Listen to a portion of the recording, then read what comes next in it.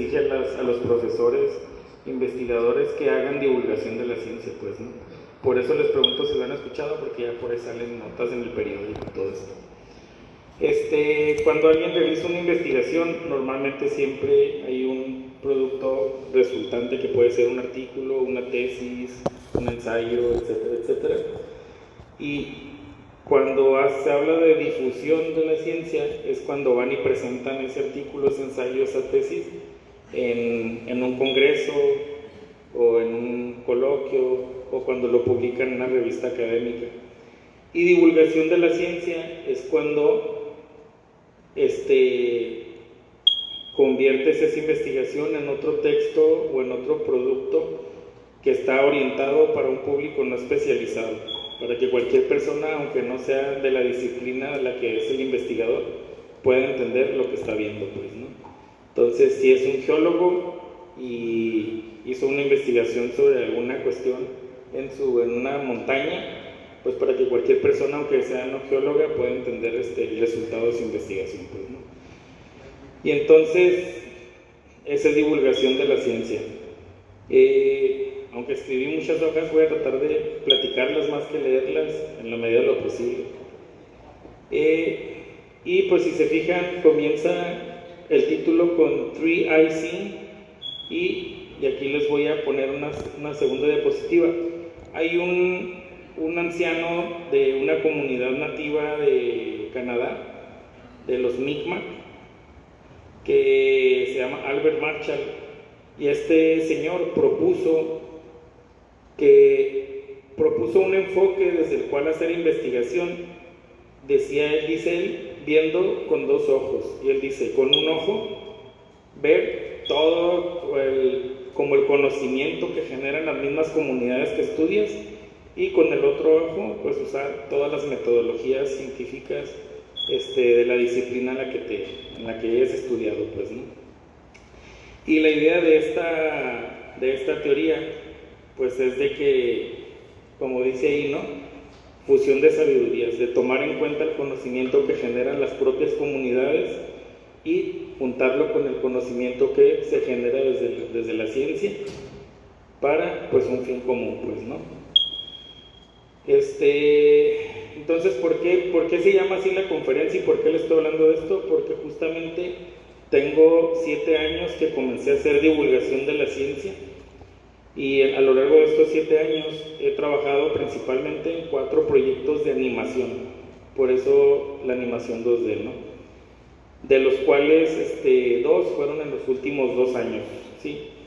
Y todas las 4 animaciones tienen una cosa en común, que los proyectos en los que se basan, las investigaciones en las que se basan, justamente utilizaron este enfoque de los dos ojos, el 2IC.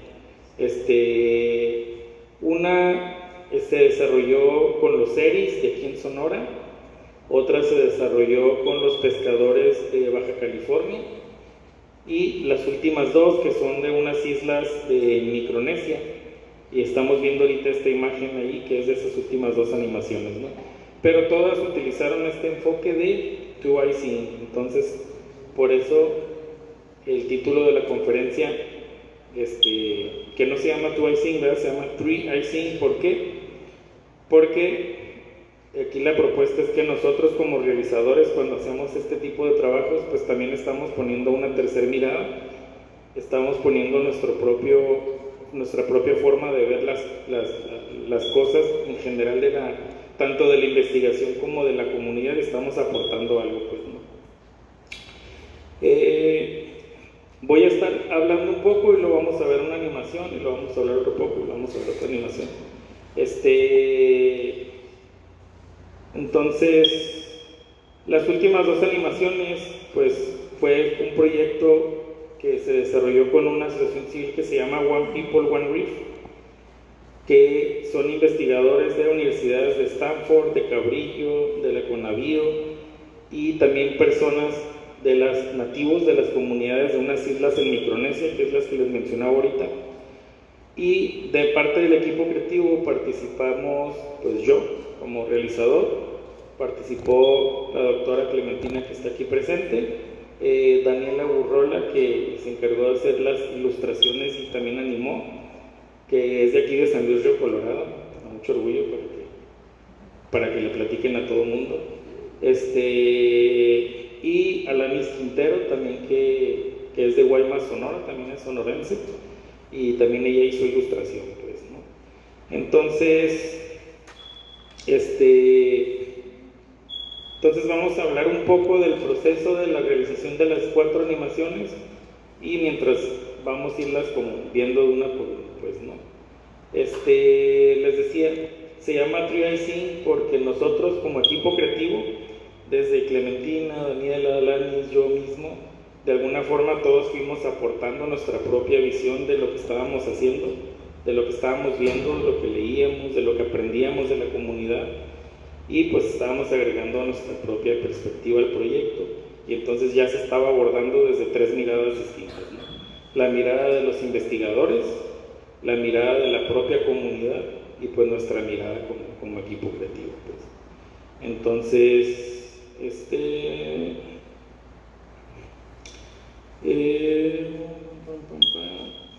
ok.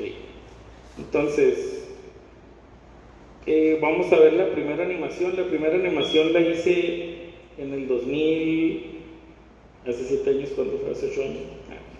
En 2018.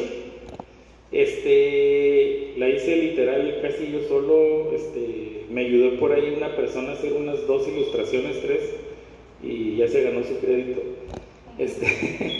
Pero entonces trabajamos con los investigadores, 2 investigadores que escribieron un artículo sobre algo que se llama el sistema de lunación SERI, que no sé si alguien ha escuchado hablar del sistema de lunación SERI. ¿No? Bueno, ahorita lo vamos a aprender qué es, ¿no? Y cómo funciona. Y entonces ellos, 2 investigadores, escribieron un artículo para tratar de entender cómo los seres a lo largo del año, basándose en la luna, iban migrando de una parte a otra del territorio para buscar ciertos alimentos, ¿no? Entonces, escribieron ellos todo un artículo que se llama SERI Traditional Food System, Cultural Heritage, Dietary Change, and the Reawakening of Dietary Resilience Among Coastal Hunter-Gatherers. Está bastante largo y aquí está, perdón, no cambié la diapositiva. Pero bueno, entonces ellos escribieron un artículo, y de este artículo entonces nos pusimos nosotros a trabajar. Emer Narchi, que es uno de los investigadores, hizo la primera propuesta del guión y luego ya la seguimos trabajando juntos, tallereando, hasta que llegamos a lo que creímos pues era la mejor versión, que se entendía la idea, que se comunicaba de forma clara al sistema de lunación de los seres, que es una práctica tradicional muy muy compleja, y ahorita la vamos a ver, pues, ¿no? Entonces, el primer reto de este proyecto, y creo que de la divulgación en general, es que haya claridad y síntesis en el guión, porque de un artículo de 20 y tantas cuartillas, pues terminó una animación como de 3 minutos, entonces tenía que ser como muy sintético y muy claro de lo que estaba pasando, pues, ¿no? Y vamos a verla y ahorita les explico un poco de la animación. A ver. Nada más que no pudimos conectar la compu a la bocina, se va a escuchar ahí en la bocina del cañón, Paco.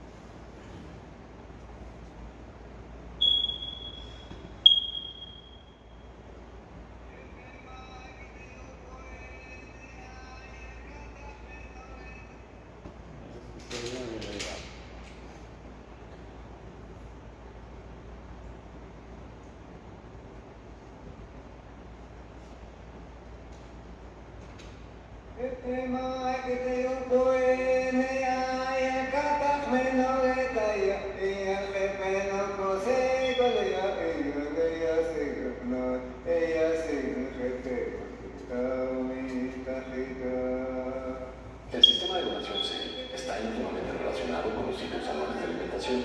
Muchas de las temporadas asocian la posición de los astros con la abundancia de recursos particulares. Un buen ejemplo es Imam Ishaq, la luna donde hay pitaya, que marca el periodo de mayor abundancia de uno de los recursos más indispensables para los seres. El sistema de lunación les ha permitido navegar por su territorio encontrando distintos recursos como el botete, la miel, almejas y semillas de mezquite dispersos a lo largo de todo el año. De junio a julio se cosechaba el mezquite para procesar la semilla en harinas.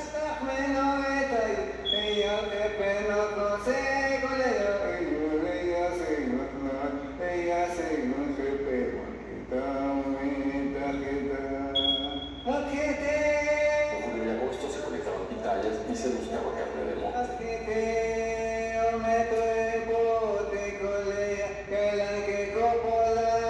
De septiembre a octubre se seguían colectando pitayas, ahora entraba el pescado al territorio. Se explotaba y empezaban a entrar las tortugas.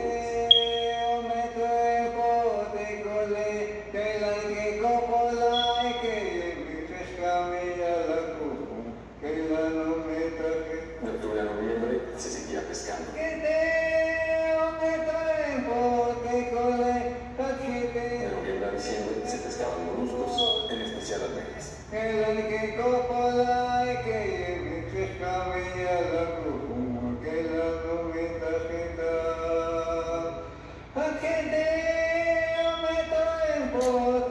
De diciembre a enero se seguían colectando almejas y había también pesca de pescado. De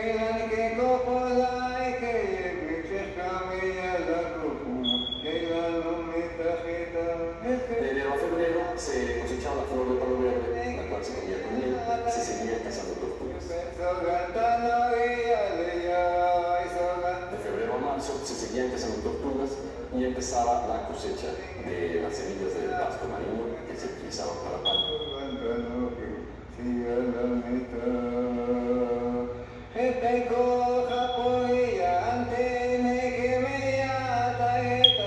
De marzo a abril se seguían cazando tortugas y los pastos marinos se conjuntaban con la colecta del mezquite para hacer los tipos de harinas. De abril a mayo entraban las sardinas y los boquetes y algunos tiburones alternando el infierno y el De mayo a junio se colectaba pitaya, la cual se seguía colectando hasta julio, con lo que se cerraba el ciclo lunar. Para quienes no conocen el desierto de Sonora, este es un espacio en apariencia inhabitable, tanto por su aridez como por lo limitado de sus recursos. No obstante, como sucede con muchas otras sociedades originarias, los seres han sabido coevolucionar con su medio ambiente por medio de un buen número de herramientas culturales. Actualmente, tanto el sistema de lunación como la dieta tradicional están en peligro de ser desplazados por ideas y sistemas externos. El sistema de lunación es una herramienta fundamental para preservar el patrimonio cultural, la gastronomía y la salud de la etnia entera, y dependerá de sus jóvenes de recuperarlo y preservarlo en favor de las generaciones futuras.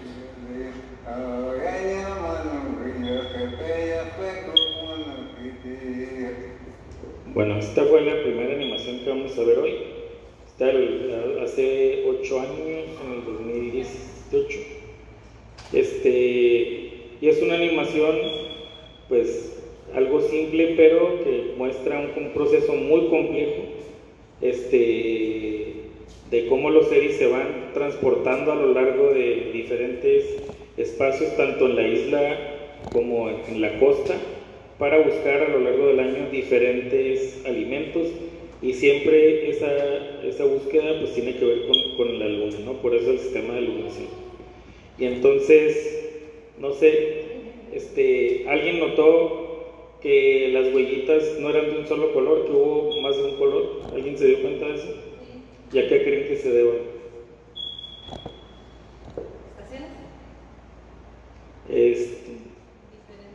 Diferentes grupos justamente, ¿no? Porque, y eso es a lo que quería llegar. Estuvimos pensando mucho tiempo, ¿ok? ¿Cómo hacemos para que se entienda que estos grupos se van trasladando de un lugar a otro y que son lugares como bien lejanos y que todo el año están trasladándose, buscando alimentos, ¿no? Entonces fueron como decisiones que tuvimos que ir tomando, pues. Esto de pensar en las imágenes que van a comunicar las ideas de un guión se llama diseño narrativo, y entonces pues fue una fase que estuvo bastante compleja en esta animación por la complejidad, no de la animación, sino la complejidad de la práctica cultural de los series, pues, ¿no? Esta animación, el Museo Serie de Bahía de Quino, si alguna vez van, se apropiaron de ella y la tienen en su exposición, ahí la proyectan.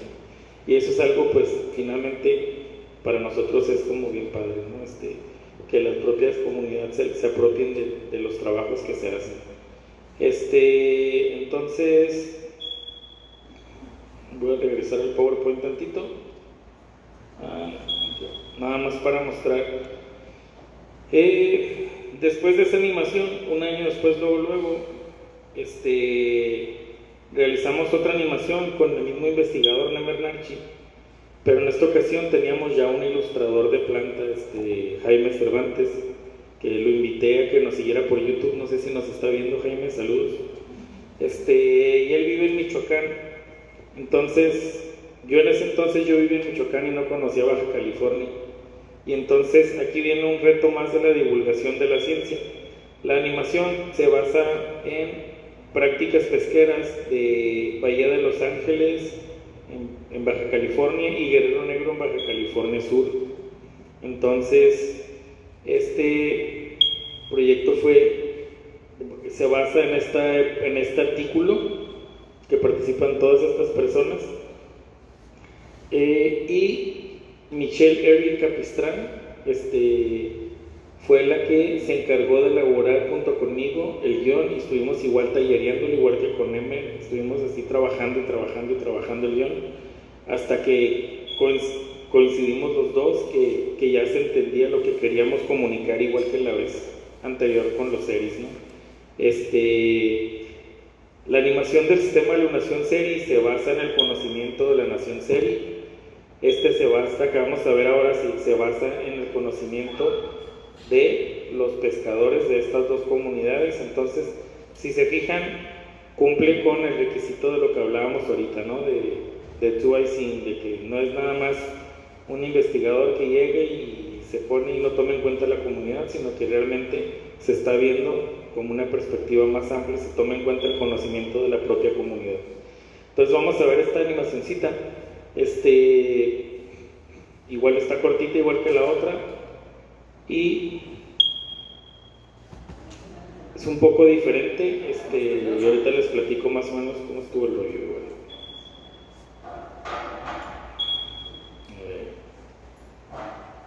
Perdón, no les dije el título de la animación. El artículo se llama, como ya vieron ahí, Reconstruyendo 290 años, pocos datos de pesqueros a través del archivo y el trabajo etnográfico. Pero a la animación le pusimos La Casa Sustentable de la Tortuga Marina. Entonces, y ahorita van a ver por qué se llama así, ¿no? Los primeros humanos en habitar el desierto central de la península de Baja California, hace al menos 12.000 años, se encontraron con un entorno vasto y árido con mares abundantes en recursos, en donde la tortuga marina era una importante fuente de alimento. Por ello, estas tortugas se plasmaban en los grandes murales de la cultura cochiní y se incluían en las ofrendas funerarias. Tras la llegada de los misioneros jesuitas en el siglo XVIII, la población cochiní se redujo un 90% en menos de 2 generaciones. En siglos posteriores, una sociedad mestiza, los californios, viviría dispersa en ranchos y pequeñas comunidades a lo largo de la península. Colonia Vida, conocida localmente como Caguama o Caguama Prieta, era de gran importancia para estas comunidades, ya que un ejemplar podía alimentar a 20 personas y su carne se podía conservar durante meses en cecina o machaca. Además, se utilizaban con fines medicinales y el cultivo de pieles. Las caguamas se capturaban de manera sustentable en canoas impulsadas con remos. El arponero le señalaba el rumbo al timonel, que tiraba el arpón con la fuerza necesaria para perforar el caparazón sin romper. La capturas. Los pescadores describen una abundancia extraordinaria que pronto cambiaría. Durante la década de 1960, el crecimiento de las ciudades fronterizas generó una gran demanda de platillos de caguama. Esto coincidió con la llegada de los motores fuera de borda y las redes tortugueras. El conjunto de demanda, tecnología y vías de comunicación llevó a las especies al borde de la extinción. En 1990 se declararon en veda permanente todas las especies de tortuga marina en México. Las décadas de esfuerzos conjuntos de conservación y monitoreo están generando resultados positivos. Las poblaciones de quelonia amidas están aumentando, pero aún no se recuperan los niveles de abundancia históricos.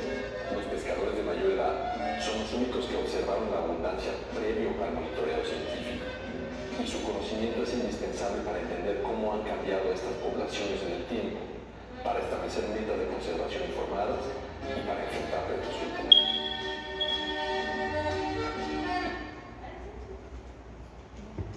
Y bueno, esta es la segunda animacioncita. Si se fijan, pues es un poco más compleja y más elaborada que la primera, en parte porque el tema lo ameritaba, era diferente, y pues aquí un reto en esta animación, que fue que, como les digo, yo todavía no vivía en Baja California, ¿no? Entonces no conocía Baja California, y entonces, ¿qué es lo que tuvimos que hacer? Pues me llega, hagan de cuenta que a mí me traen así, el artículo en papel, me dicen, sobre esto va a ser, ¿no? Y entonces, después de leerlo, pues me tuve que poner a hacer un trabajo bien fuerte de investigación, para entender primero el estilo de vida de los pescadores de la zona, cómo eran los paisajes de la zona, cómo vestían, cómo hacían la caza con el arpón. Todo eso fue un proceso bien complicado de entender, porque al menos no sé si sabían ustedes que antes se cazaban las tortugas marinas así con arpón. ¿Alguien sabía? ¿Sí? ¿Y lo habían visto así en alguna foto, video, algo así? ¿No? Entonces, pues para mí era algo nuevo, ¿no? Entonces era así como que, ay, caray, ¿y cómo sé cómo era eso, no? ¿Y cómo lo hacían? Y entonces implica, pues, este proceso de investigación bien profundo, donde no fue una semana ni dos, yo creo que trabajé nada más haciendo investigación como cerca de un mes. ¿Para qué? Pues para no venir a contar mentiras en la animación, pues, ¿no? Imagínense que yo hubiera puesto algo que no corresponde con la realidad, pues la gente de las comunidades que hubieran dicho, que así no lo hacemos, ¿no? Entonces, por eso es bien importante, pues, la investigación en este tipo de trabajos de divulgación de la ciencia, ¿no? Y entonces, la persona que sale ahí midiendo una tortuga casi al final y pesándola es Michelle, la investigadora que hizo el guión. Decidimos que saliera ella ahí en el video, en la animación. Y pues bueno, eso fue en el 2018. En el 2019 hicimos la animación, en el 18 fue el artículo. Y de esta animación, por alguna razón, Michelle fue a estudiar un postdoctorado a la Universidad de Stanford en Estados Unidos, que es una universidad, pues, de mucho prestigio, y les enseñó la animación y les gustó, y se contactaron, pues, conmigo para que hiciéramos un proyecto juntos, ¿no? Y ahí fue donde comenzamos a trabajar con el proyecto de One People, One Reef, que en español significa un pueblo, un arrecife. Y este proyecto se basa igual en un proyecto de investigación con el mismo enfoque del ver con dos ojos. Les decía, en unas islas en Micronesia, que la verdad, igual que con los pescadores de Baja California, yo no tenía idea dónde estaba Micronesia. Bueno, sabía que Micronesia estaba en algún lugar del Pacífico, pero no sabía bien cómo, dónde, mucho menos que existían ahí pequeñas islas habitadas, así como comunidades nativas.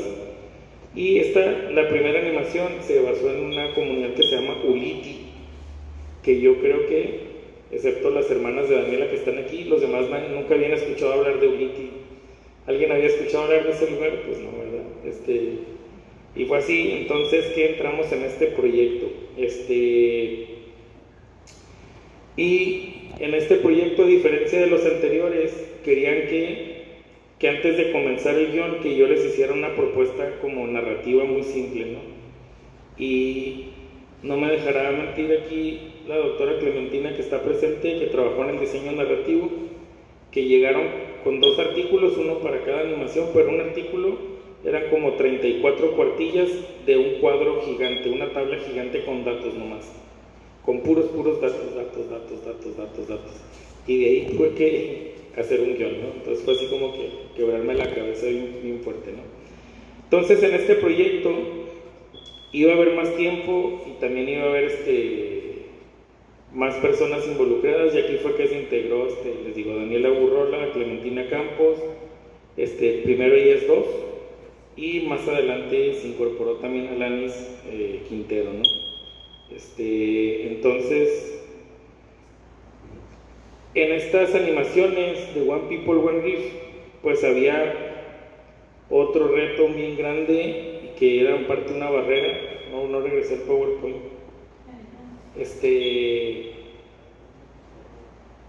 Y esta barrera, primero entender las tablas, ¿no? Así estaba yo como el meme, viendo así 30 y tantas cuartillas de datos, así que no entendía, está como que, what?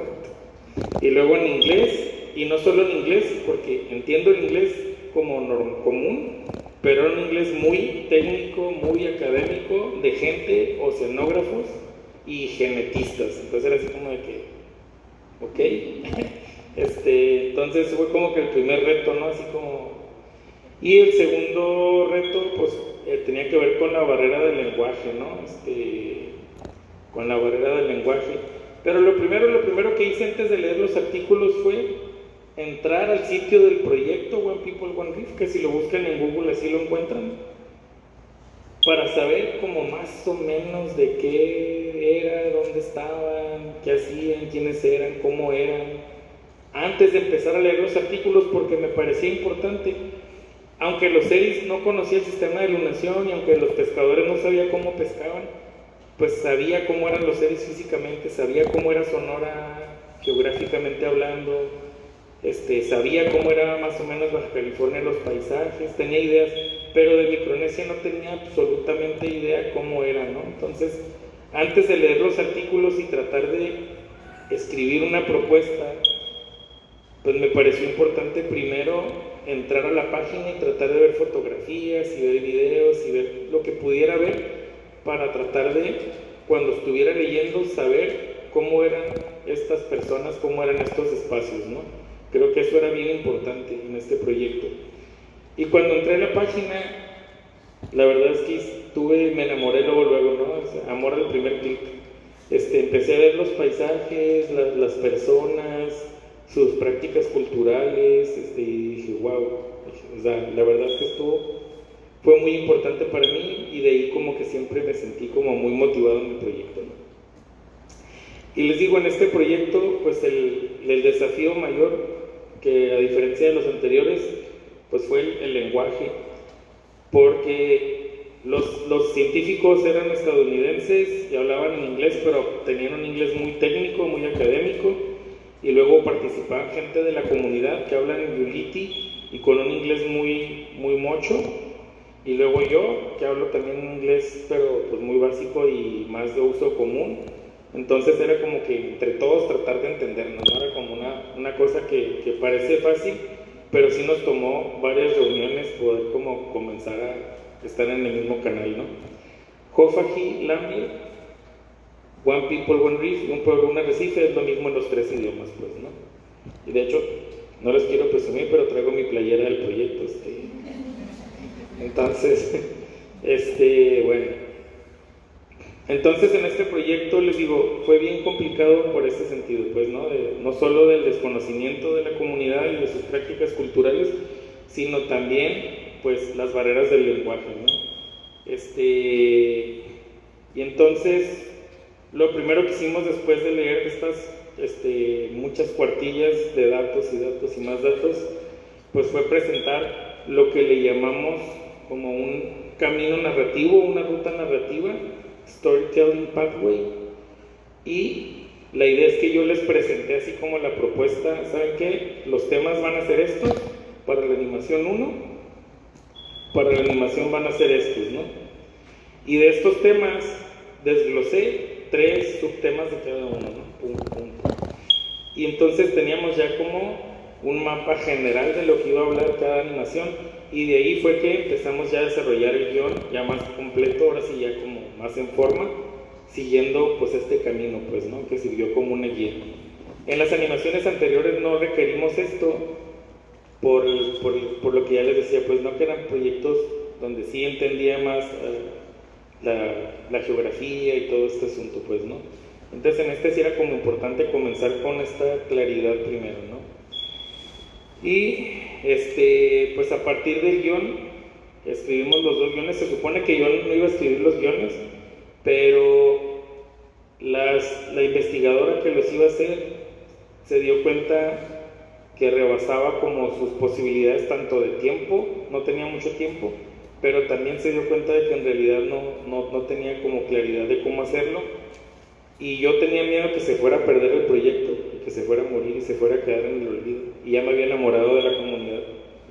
Entonces dije, ching, ¿qué hago? Pues me puse a escribir en vacaciones de Semana Santa el guión yo mismo, ¿no? De una animación. Y yo pensando en que ella iba a estar escribiendo de la primera animación, yo dije, me adelanto al de la segunda.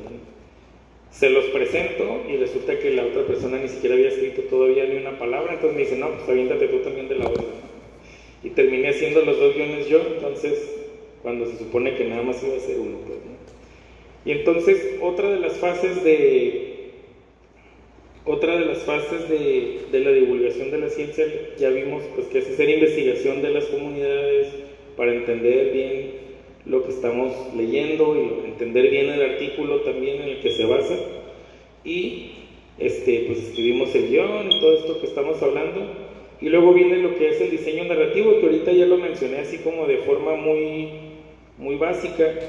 Y el diseño narrativo básicamente es pensar en qué imágenes, cómo visualmente podemos transmitir cada fragmento del guión.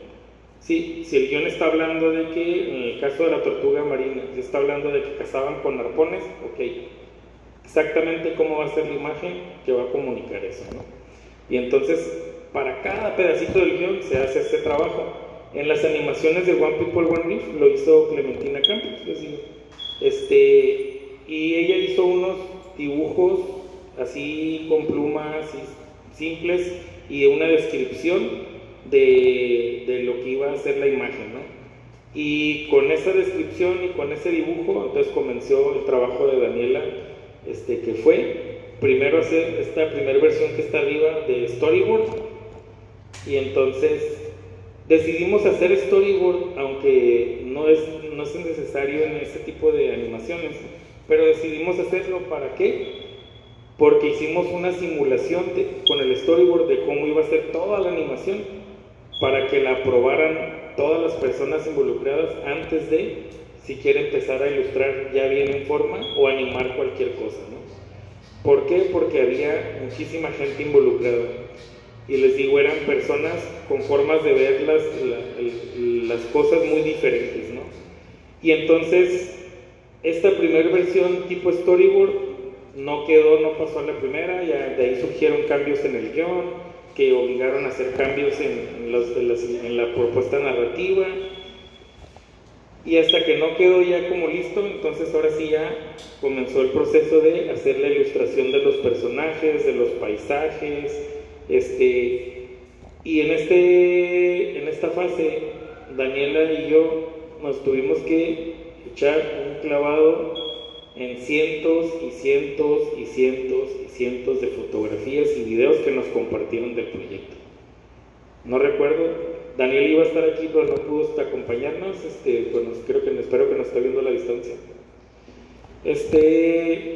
Pero de veras era una exageración. Yo quise descargarlos a mi computadora, según yo, para tener el archivo, pero o sea, no, era imposible bajar, era demasiada información, ¿no? Entonces era estar metiéndonos y ver y entender y ver diferentes vestuarios y diferentes paisajes y Y pues Daniela también se tuvo que meter en ese clavadote, pues, ¿no? Y entonces comenzó a hacer las propuestas estéticas, empezó a diseñar personajes y diseñamos un esquema de tonos de piel de acuerdo a los tonos de piel que vimos en toda la serie de fotografías, y vimos pues cómo se vestía la gente, y entonces empezó Daniela a proponer estas formas de vestir de la gente, cómo se iban a ver en la animación, y empezó a proponer cómo íbamos a plasmar el agua, y empezamos a ver cómo íbamos a animar esas cosas, ¿no? Cómo íbamos a animar esos detalles. Y entonces, les digo, pues Daniela es orgullosamente aquí de San Luis Río Colorado. Y entonces, sin todo este acervo fotográfico y de video que nos compartieron, pues la verdad es que no hubiéramos podido hacer estas animaciones, ¿no? Inclusive algunas de las fotografías que nos compartieron básicamente pasaron muy similares a la animación, ¿no? En algunos casos. Y a diferencia de si alguien ha dibujado o ha ilustrado en computadora algo, ¿alguien? ¿De aquí alguien dibuja, ilustra? ¿Sí? Qué chido. Luego los voy a invitar a una animación, ¿no? Entonces, cuando ilustra uno para compartir en redes sociales, por ejemplo, pues haces todos los dibujos, los trazos y todo, ¿no? Pero cuando ilustras para animar, como las cosas se van a mover, tienes que ponerte a pensar en muchísimos detalles. Por ejemplo, si es una persona, tienes que preguntarte cómo se mueve esa persona, ¿no? Cómo camina, cómo mueve su cabeza, cómo se para, cómo agarra objetos. ¿Por qué? Porque las capas de cada parte del cuerpo se tienen que hacer pensando en eso, ¿no? Por ejemplo, las manos, teníamos que hacer una capa para cada mano, y luego las manos tenían que terminar como en rueda, y luego el brazo terminar como en rueda. ¿Para qué? Para que al girar no se vieran picos o cosas raras, ¿no? Y eso lo teníamos que hacer para cada capa, ¿no? Ahí fue un proceso de estar como aprendiendo. Y a veces ya me pasaba a Daniela la ilustración y la metía a After Effects y empezábamos a animar, y nos dábamos cuenta de que algo no fluía o no se funcionaba, y era regresar, y entonces era un proceso muy, muy circular, ¿no? No era algo lineal así donde llegara la ilustración, se animara y ya estaba terminado, ¿no? Era algo como muy circular. Y entonces, les digo, es importante conocer todo eso, y pues obviamente también entender qué tipos de objetos son los que manipulaba, que tiene ya que ver con sus prácticas culturales, pues propias de las comunidades, ¿no? Voy a ponerles la primera animación de estas de Ulithi. De antemano les voy a pedir una disculpa porque no me dio tiempo de subtitular español, porque en parte porque como es un proyecto que nació no para México, entonces nada más había idioma inglés, ¿no? Y para esta presentación me puse así como, le puse a Premiere que hiciera el subtitulado automático, entonces de repente lo puso medio raro, pero al menos nos permite como entender qué rollo. La narración de estas animaciones las hizo Magul, se llama, que es una persona nativa de las comunidades estas de Ulithi que les digo. Y entonces la primera animación que hicimos fue justo sobre la comunidad de Ulithi y sus prácticas culturales que tienen muy arraigadas y que tienen mucha relación con el manejo de sus recursos naturales, y que sin ellos darse cuenta pues estaban haciendo un uso de sus recursos naturales muy sustentable, ¿no? Que si replicáramos en otras comunidades del mundo, pues yo creo que podría ser muy útil, ¿no? Y la idea de hacer estas animaciones, por lo que nos contactaron para hacer este trabajo, es porque querían las personas grandes de la comunidad, como Magul y los ancianos, querían llegar a los más jóvenes de la isla, y pensaron que a través de una animación quizás era más fácil que escucharan y vieran lo importante de las cosas que hacen, ¿no? Por eso es que nos contactaron para hacer este trabajo. Y entonces esta animación, ellos hablan inglés, aparte de Ulithian se llama.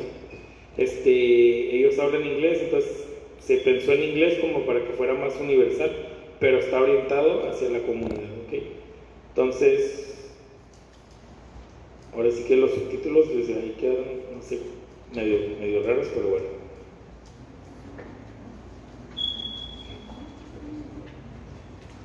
Philippine Atoll is located in the remote outer islands of Micronesia.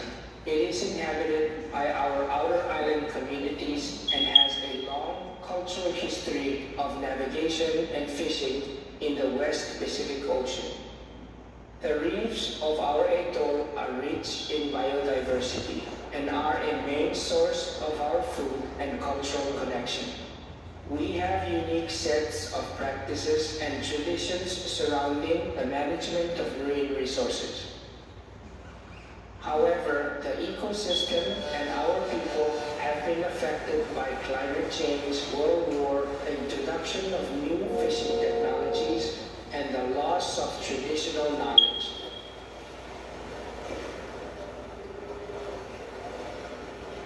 We believe it is vital to pass our values and traditions to the next generation as we plan for the future.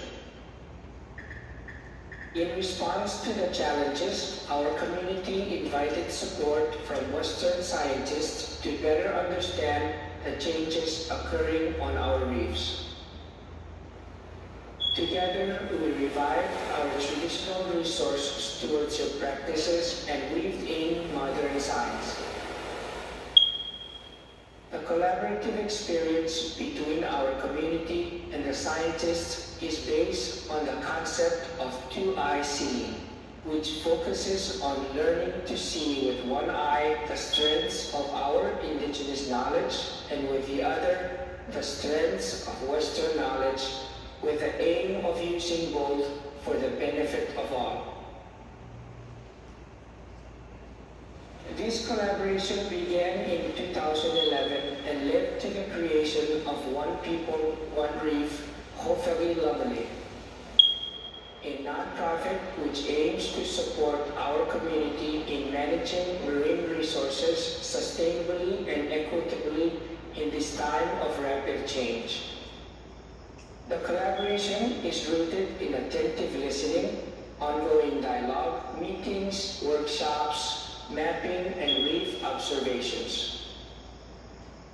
One People, One Reef recognizes and values the diversity and complexity of our indigenous knowledge, wisdom, and practices, which are based on principles of reciprocity, respect, and responsibility towards nature and people.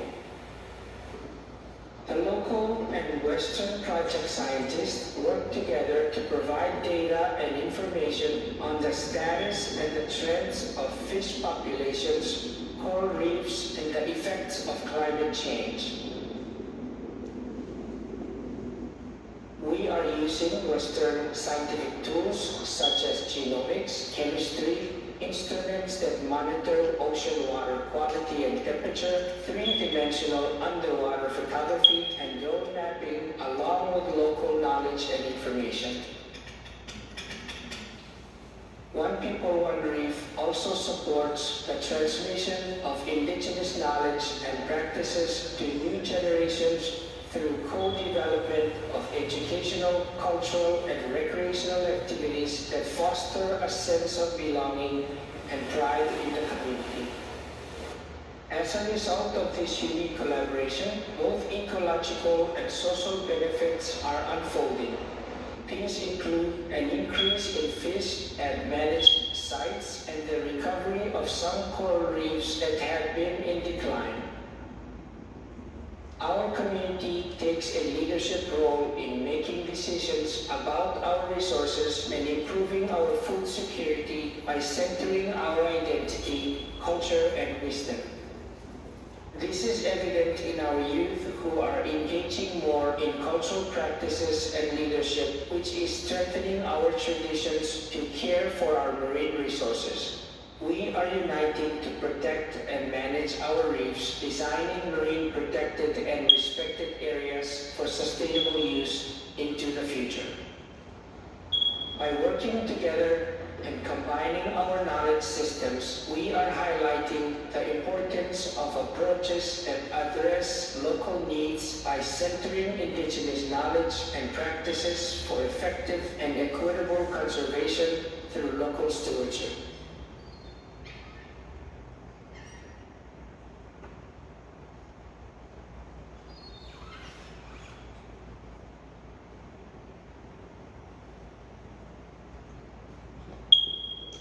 Bueno, pues esta fue una de las primeras animaciones de este proyecto. No sé si notaron que a diferencia de las anteriores, pues aquí hay muchísimos detalles de todas las cosas, ¿no? Desde que empezamos el proyecto, todo el equipo creativo estuvimos como en el mismo canal de que era bien importante los detalles para que se lograra transmitir bien el mensaje, ¿no? Por ejemplo, si se fijaron, los personajes, aunque nomás estén parados viendo de repente a lo que está haciendo el otro, pero parpadean, ¿no? No están completamente tiesos, parpadean, tienen movimiento en sus dedos, sus manos, aunque sea muy poco, no muy notorio, pero hay movimiento, pues, ¿no? Y así en general toda la animación, los detalles era algo muy importante, que eso también hizo que nos tomara muchísimo más tiempo, ¿no? En general, porque no nada más los detalles había que pensarlos, había que ilustrarlos y había que animarlos. Entonces era como que muchísimo más tiempo, pero creo que vale la pena el resultado, ¿no? Por ejemplo, en esta primera animación tuvimos una serie de complicaciones culturales, que luego se volvieron un chiste local casi. La primera versión, toda la vestimenta de la gente es como muy casual, que sí, como vieron así los del último, ¿no? Que andan los chavos en short, player, así estaban todos, ¿no? Y luego nos hicieron notar, oigan, pero es que también debería haber gente con vestimenta tradicional, ¿no? Y entonces, la faldita que vieron negra con unas rayas blancas, ¿se fijaron? Se llama lava lava. Nos dijeron, es que tendría que traer lava lava, y entonces de repente una versión se le puso lava a muchas personas, pero incluimos a los hombres y no sabíamos que los hombres no usaban lava. O sea, nos dijeron de la vestimenta tradicional, ¿no? Entonces cuando lo vieron, pues las personas de la comunidad fueron los que nos lo hicieron notar, pues, ¿no? Y nos dijeron que nada más en los funerales les ponían un lava cuando se morían. Y entonces fue como todo un proceso de aprendizaje, pues, ¿no? Que fue muy complicado, pero a la vez fue muy bonito.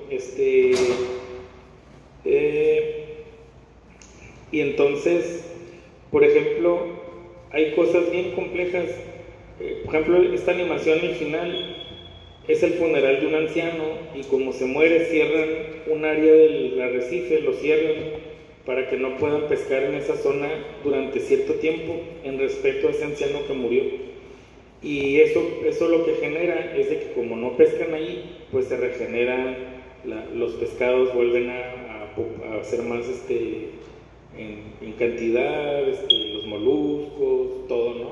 Se recupera el arrecife. ¿Por qué? Porque no están ahí extrayendo nada, ¿no? Que de todas formas su forma de pescar es muy sustentable, pero si lo dejan totalmente cerrado un rato, pues es todavía como diferente, pues, ¿no? Ayuda todavía mucho más. Y entonces les voy a presentar ya nada más la última animación, nada más para no extenderme mucho. Yo lo traía todo muy escrito, pero traté de hacerlo más como plática para que fuera un poco menos pesado, ¿no? Esta segunda animación es la que les digo que se basa en 30 cuartillas de tablas de datos y más datos. Y también fue un trabajar, por ejemplo aquí, creo que para Clementina Campos, que hizo el diseño narrativo, fue más complicado todavía, porque pues era como, ¿y cómo se comunica esto, pues, no? Y para Daniela y para mí, pues también fue bien complicado en muchos sentidos, porque ya no era nada más de Ulithi ya habíamos, con la primera animación, ya entendíamos sus prácticas culturales, ya entendíamos cómo se vestían, cómo eran, cómo hacían las cosas, pero en esta se trata de 3 lugares diferentes, ¿no? Uno es Ulithi, uno es una isla en Hawái y la otra es una isla, una zona protegida en Belice. Entonces era como meternos otra vez, investigar de los otros 2 lugares, por ejemplo, para una escena que van a ver de pesca tradicional en Hawái, nos enseñaron fotos, pero seguíamos como sin tener toda la claridad posible, hasta que Daniela encontró por ahí en YouTube que resulta que hay unos señores en Hawái que están tratando como de mantener viva esa tradición de pescar de esa forma, y grabaron un video como para dejarlo como registro, y entonces nos aventamos el video varias veces, ¿no? Para entender cómo estaba el rollo, así como yo. Entonces vamos a ver esta animación.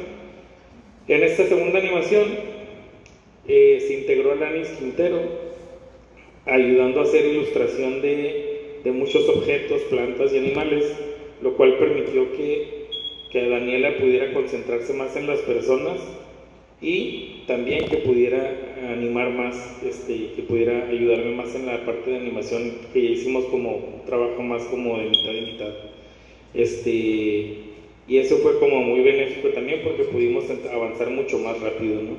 Entonces aquí ya está una persona más integrada al proyecto, y si se fijan ahorita que la vean, pues no se nota que hay otra persona más haciendo ilustración, porque pues estábamos todos en el mismo canal, todos teníamos claridad de cómo era la propuesta estética, narrativa del proyecto, pues, ¿no?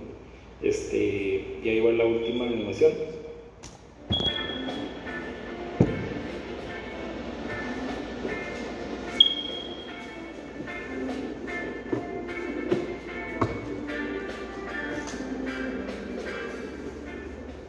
The sea is a treasure shared by all of us, providing a wealth of resources, including food, that many coastal communities around the world, like my own, depend on. However, in recent decades, the sea has faced growing challenges such as newer ways of fishing that threaten its health and fair access to its resources. One major challenge is overfishing, which has led to a decline in once abundant marine resources. These point coastal communities for whom the sea is a vital source of food and livelihood at a disadvantage. Amidst this growing crisis, there is hope with different ways of protecting the sea. Marine managed areas known as Marine Protected Areas, MPAs, or Marine Restricted Areas, MRAs. These marine managed areas are designed to help restore ecosystems, provide food for people, and safeguard marine biodiversity. Management restrictions may include where and when to fish, and also who, what, and how fishing can happen. In this delicate balance between conservation and community needs, each step must be carefully considered to maintain the ecosystems and support the people who depend on them. Marine managed area restrictions, which may include places where people can fish and other places where they cannot fish, can and should adapt over time to be responsive to both ecological changes and community needs. Some marine managed areas have regulations based on local governance and needs of local people. This means that people who need the resources are making decisions about how to use them, so the management will work best for them now and into the future as their needs and the health of the reefs change. This is adaptive management. To better understand the diversity of management approaches and types of managed areas, here are 3 case studies from around the world.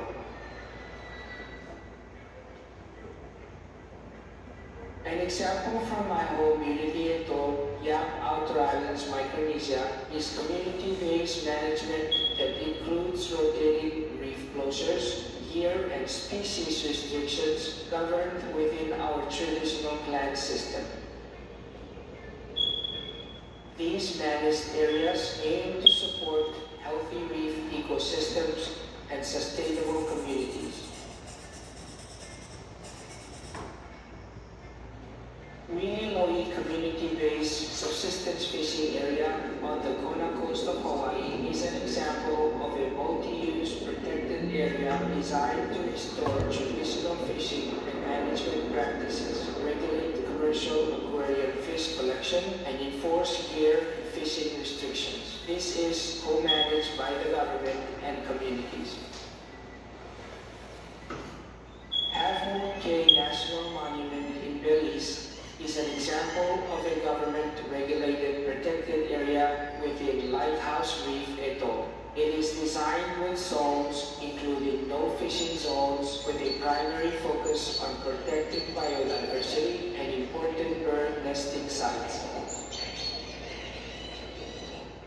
These three examples from the remote islands of the Pacific to the Caribbean showcase different approaches in stewarding resources and emphasize the importance of decision-making at the local level. There is no one-size-fits-all approach, and therefore marine managed areas must adapt to the local context. No-take MPAs, which restrict all fishing, are not the best way to manage reefs. They are one of many ways to manage. Where people need to fish, a sustainable use marine managed area governed and fished by local people can often be the best plan. By having communities lead decision-making and be stewards of their resources, we can ensure that MMAs are effective and equitable. Together, through marine-managed, protected, and respected areas that balance the needs of nature and people, we can create a path towards a more sustainable and equitable future. Bueno, pues esta fue la cuarta animación. Si se fijaron en esta, por ejemplo, hay un movimiento hasta en las cuerdas, en las lanchas, el velero, todo tiene movimiento, aunque sea muy sutil, pero todo está en movimiento, pues, ¿no? Y aquí, pues, les decía, fue bien complicado porque eran ya no solo Ulithi, sino eran otras dos comunidades que habría que entender igual que las otras dos, cómo visten, cómo se mueven, cómo son físicamente, cómo son sus islas, etcétera, etcétera, etcétera. Entonces fue todo un trabajo igual de investigación, pues, ¿no? Si pudieron ver, la de Hawái, la que les digo que el video nos ayudó muchísimo, lo que encontramos por ahí, donde avientan carnada, que es fruta picada, la avientan al mar para atraer a los peces y luego ya les sueltan la red, ¿no? Entonces, bueno, nada más para terminar, esto sí lo voy a leer, lo demás no lo leí para no ser tan formal. El proceso de realización de estas 4 animaciones, que considero yo no como proyectos de divulgación de la ciencia, sino divulgación del conocimiento, sirve de guía para quien quiera adentrarse en este mundo de comunicar al público en general los resultados de investigaciones a través de audiovisuales. Es importante siempre tener en cuenta que es igual de valioso el conocimiento tradicional que el científico, y que la clave para que sean llevados a buen término es que se debe realizar un trabajo arduo de investigación para poder tener el entendimiento suficiente para poder abordar los temas con claridad, pero sobre todo con empatía y respeto hacia todas las personas involucradas, ¿no? Y con esto cerraría la charla, pues, de hoy. Muchas gracias.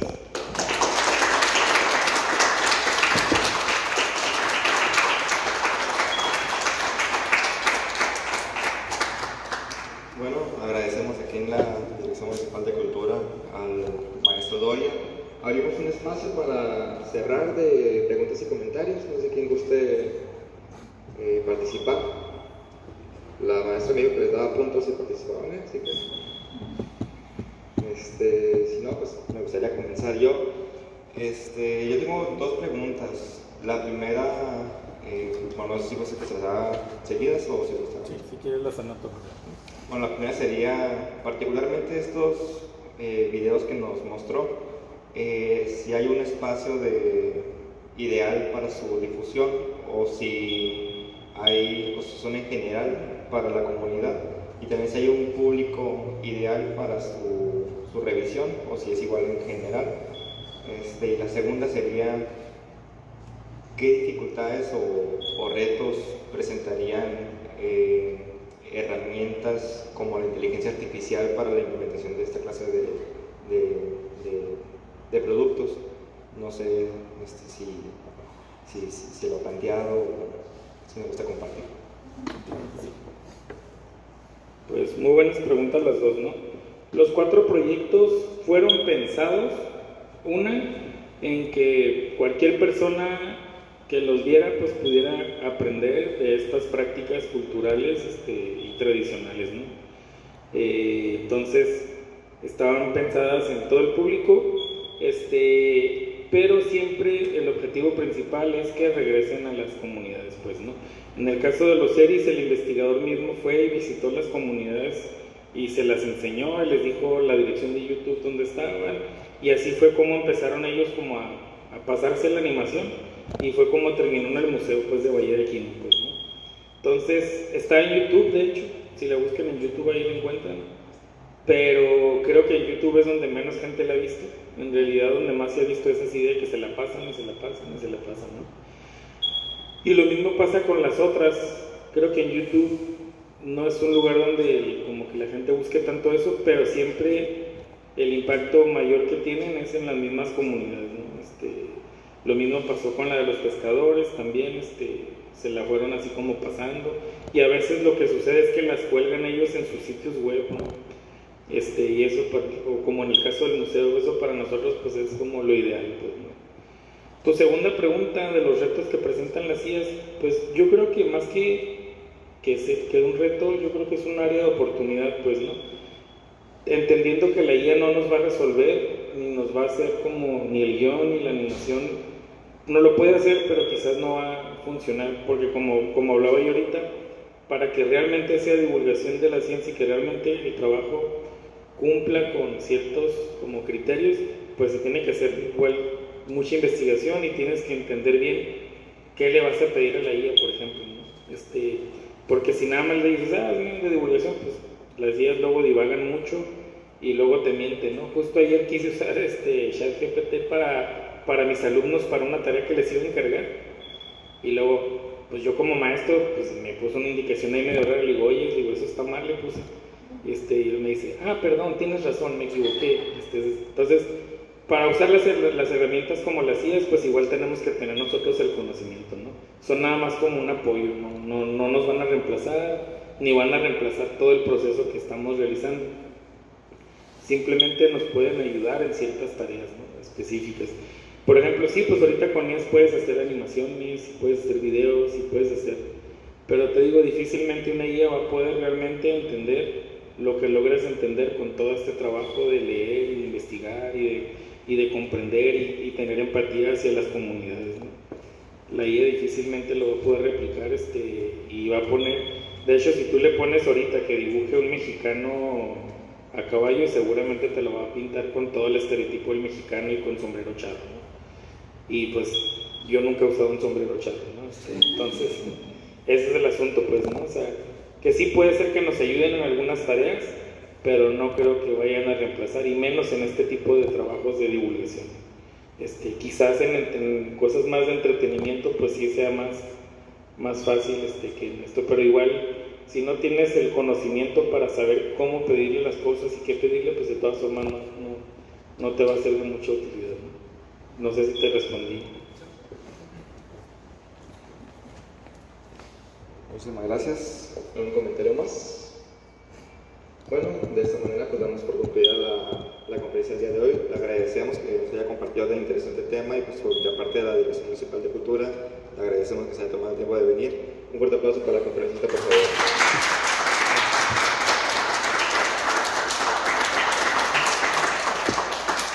Sí, pues gracias, pueden tomar galletas y muchas gracias, más. No, a ti por la invitación.